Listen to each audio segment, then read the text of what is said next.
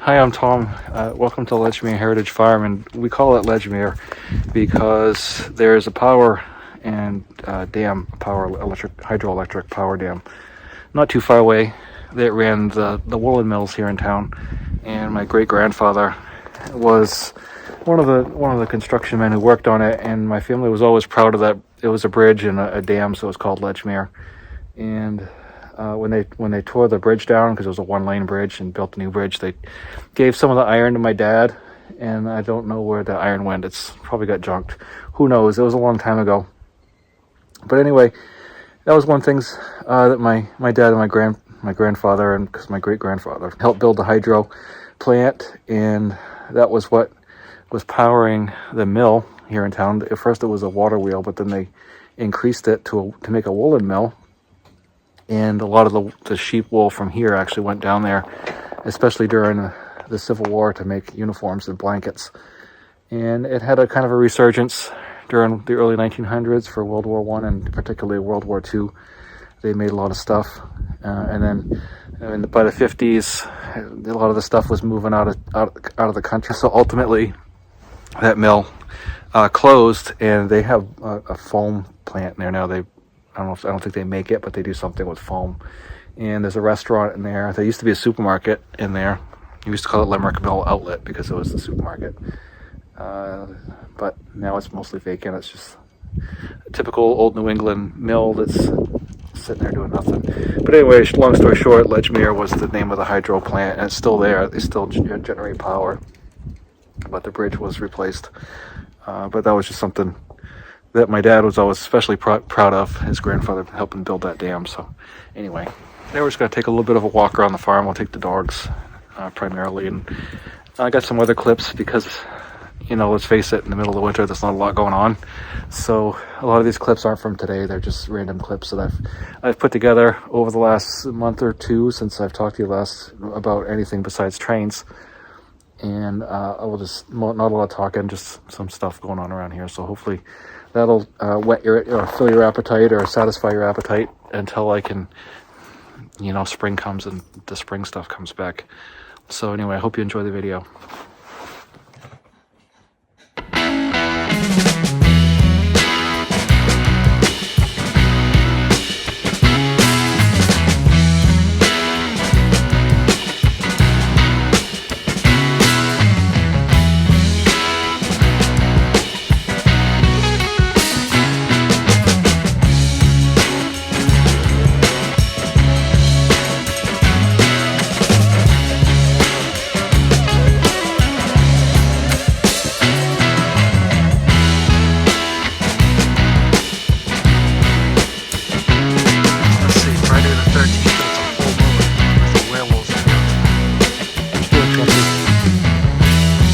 Go, bud.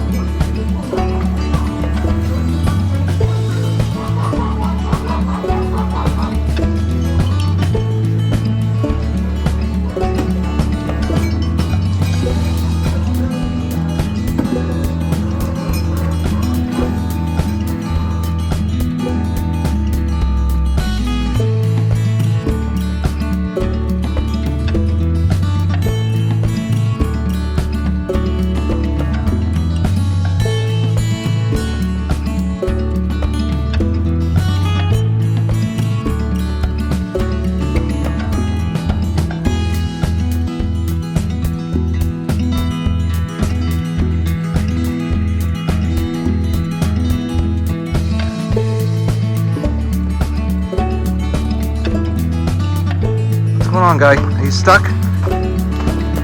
What's happening? How are you stuck in a tree?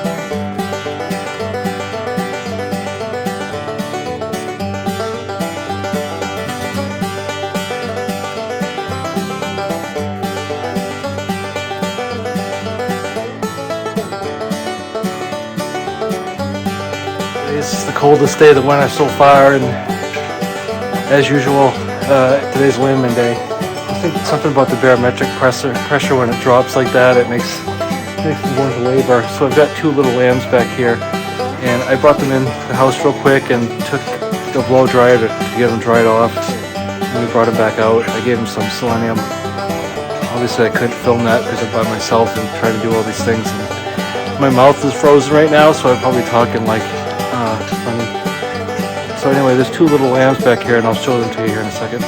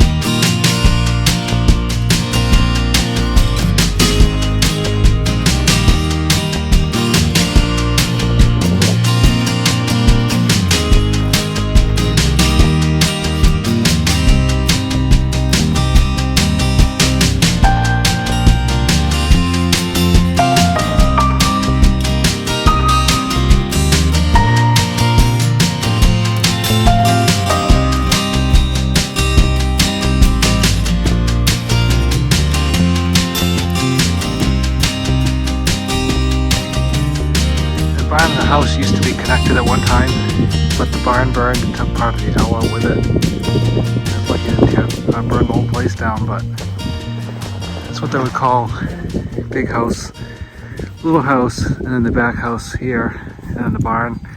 And the term back house for outhouse was because it was always in this part, and it was down at the end here, and there was another little part that went off and attached to the barn. Some people theorized it was because it was cold and they could walk from the house to the barn without going outside, but it was regionalized in New England, so they threw that theory out pretty quickly because there's a lot of places in Canada and the North Midwest that get colder than here, and even in northern Maine they didn't do it. It's pretty much regionalized to south and western Maine, all of New Hampshire, eastern part of Vermont, down into the north and east part of Massachusetts. And a lot of the old Massachusetts barns obviously got torn down because of development.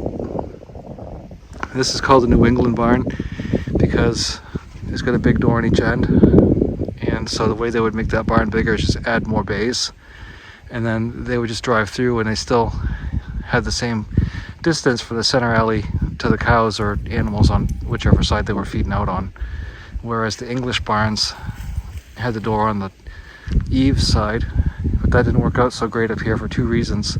One is all that snow would always come down and plug up the doors, especially if the doors were sliding on the outside. They were always iced up and frozen. And then additionally, if you added one way or the other and your central floor was in the middle, you just created all that more distance to have to feed out. So it's a New England barn. It's a bank barn built into the side of the hill, but it's a New England barn because you can drive all the way through.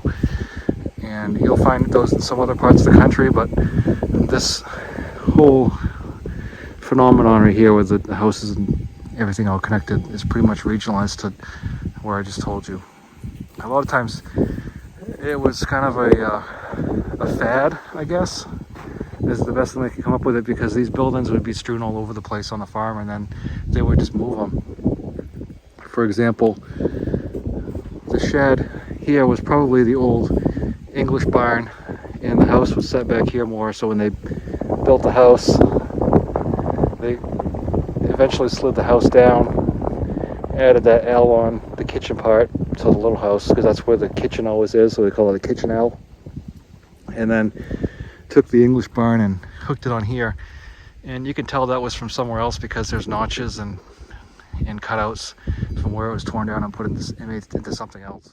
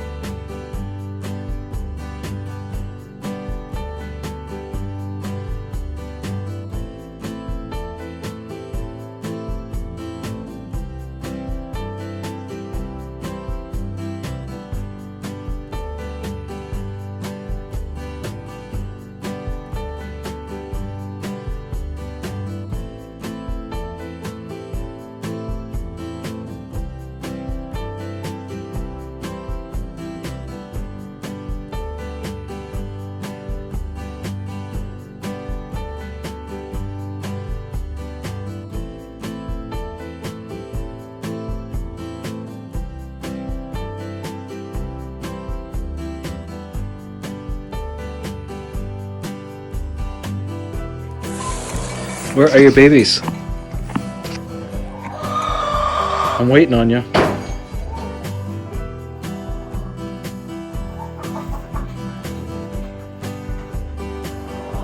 Unfortunately, these are both rams, so I'll probably keep this one a little bit longer and not fix him. But this one was more runty, so I'll probably fix this one.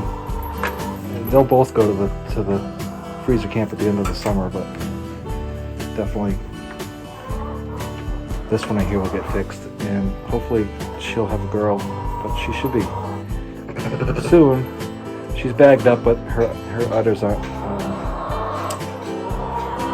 firmed up yet, so maybe just a little bit longer.